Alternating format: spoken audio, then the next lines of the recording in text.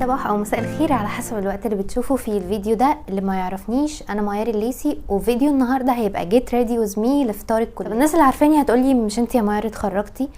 ايوه انا اتخرجت، بس الكليه بتعمل لنا كل سنه فطار للطلبه والخريجين، فبصراحه شايفه ان هي فرصه كويسه ان انا ارجع اشوف صحابي تاني والناس اللي كانت في دفعتي، اللي انا مش ببساطه هقدر اقول لهم يلا يا جماعه نشوف بعض علشان احنا ما كناش اصحاب للدرجه، بس فرصة كويسة ان احنا نشوف بعض تاني في الكلية ونحس ان مفيش حاجة اتغيرت. يبدو ان كلامي مش مناسب مع السحلة اللي كنت فيها والصياح اللي كنت بصيحه ايام ما كنت في الكلية، بس ما علينا، يعني هي حركة لطيفة الكلية بتعملها لنا كل سنة. الساعة دلوقتي 4 وانا المفروض ان انا في خلال ساعة اكون لبست ونزلت، ف ده الكيمونو اللي انا هبني الاوتفيت بتاعي عليه، يعني لسه مش متأكدة اللي انا هوريهولكوا هلبسه فعلا ولا لا، انا هقعد اجرب كتير، بس ده الكيمونو، كيمونو حرير لطيف هلبسه لاول مره، فهشوف هلبس عليه. البس التوب ده لون احمر كده لذيذ ونص كم عشان الجو اصلا حر، وهلبس البنطلون الجينز ده، هو بنطلون فلير او شارلستون، رجليه عامله كده من تحت اللي هي بيبقى فيها فتحه دي، فشكله برضو لذيذ، حاسه هيبقى شكله كويس مع الكيمونو الطويل. هروح اجربهم واشوف هلبسهم فعلا ولا هغيرهم. جايه تقريبا لبست، غسلت وشي، كنت حاطه ماسكارا الصبح عشان كنت في مشوار، بس مفيش وقت اشيلها.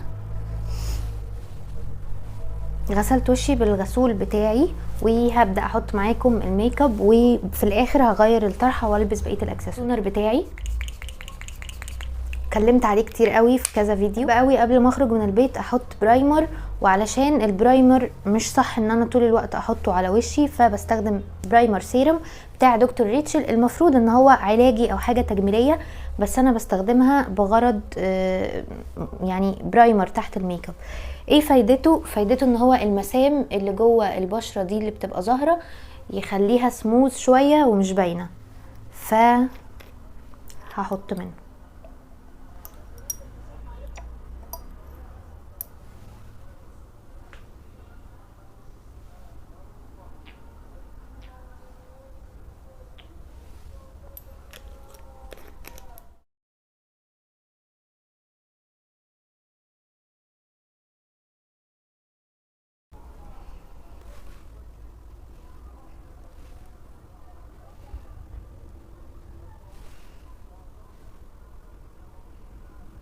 بحب احط الكونسيلر في الاماكن دي بس يدي وشي جلو، بس ما بقاش محتاجه ان انا احط فاونديشن كمان.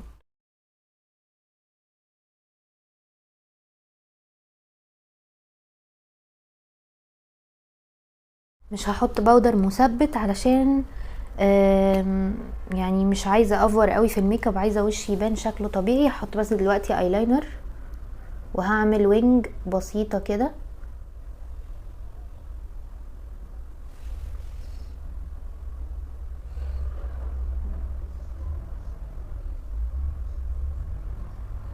انا مستعجله، نسيت خطوه مهمه، اني احط اصلا كريم مرطب على وشي، فانا دلوقتي مش عارفه البلاشر هيدمج على وشي ولا لا، بس يعني هنحط حاجه بسيطه كده يعني اوكي.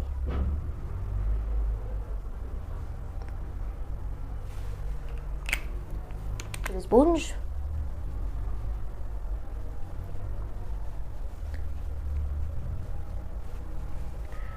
ناس كتير هتقولي انت ليه بتحطي البلاشر هنا، ليه مش بتحطيه كده؟ عشان انا شكلي بيبقى كيوت اكتر كده.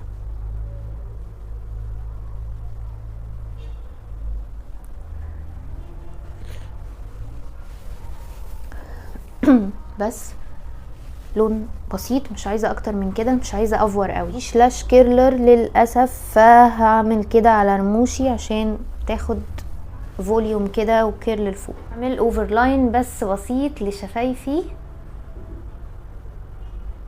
ومش هحط روج، يعني هعمل اوفرلاين بس، وبعد كده يعني خلاص بالليل بقى بعد ما اكل بعد ما نفطر ابقى احط الليب جلوس بتاعي.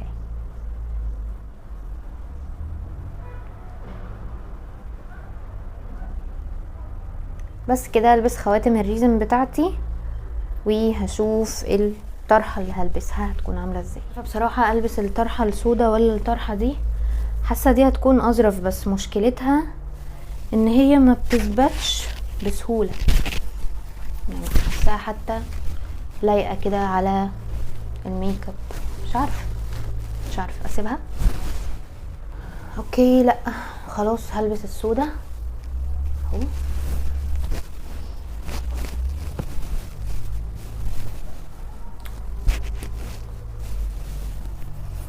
ولا اغير السودا، حاساها لطيفه، بس هعملها كده. وحاسه ان انا محتاجه البس سلسله او اي حاجه هنا كده، صح. شنطتي بقى، هاخد شنطتي فيها ايه؟ فيها ما فيهاش حاجه، فيها فلوس، مناديل، وليب جلوس والايربودز بتاعتي، بس كده. مش هاخد اي حاجه تاني. هحط لكم صوره الاوتفيت كلها علشان الفول ميرور بتاعتي اتكسرت للاسف، فهحط لكم صور. اكيد هتصور يعني بالاوتفيت كله، فهحط لكم صور كده للاوتفيت كله نشوفه عامل ازاي. اتمنى يكون الفيديو ده عجبكم. ما تنسوش تعملوا لي فولو على الانستجرام، هحط لكم الاسم بتاع الاكونت هنا، وتعملوا سبسكرايب